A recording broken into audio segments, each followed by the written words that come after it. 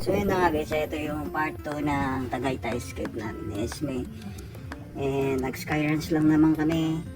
Tapos nag-picture-picture, ayan.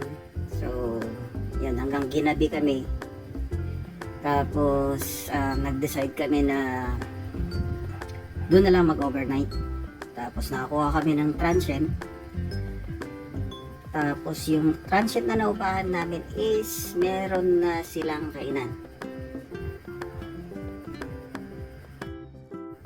Yan lang yung mga pagkain guys na na-order namin. Golden tilapia and golden pusi. Masasabi kong golden kasi medyo pricey siya guys. Pero kahit na pricey is wala ka nang masasabi. Masarap siya. Hindi na rin kami nakapag-order ng bulalo kasi medyo mahal nga. So binigyan na lang nila kami ng sabaw ng bulalo, which is napakasarap. Iba yung bulalo talaga sa Tagaytay.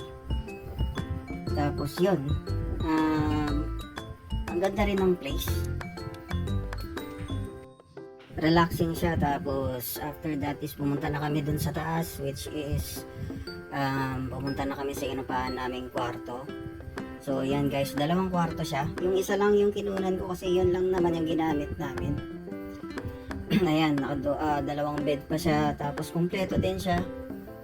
Meron siyang CR, meron siyang lababo, may dining area, tapos may terrace pa siya. Yan ang terrace nila guys. Hindi masyadong makita yung labas kasi gabi pa, pero pag umaga maganda yung view dyan.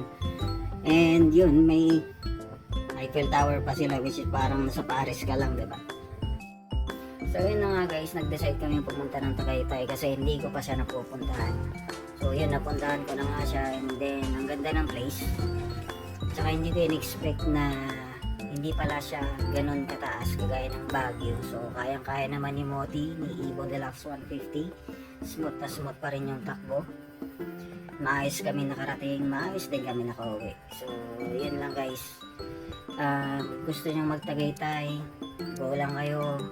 Much better if may sarili kayong sasakyan para hindi kayo masyadong mahirapan sa commute. Then marami kayong mapupuntahan, no? Hindi lang naman Skyruns ang meron ng Tagaytay. Marami pa silang tourist spot. Skyruns lang talaga yung napuntahan namin kasi parang yun lang yung kaya ng time namin.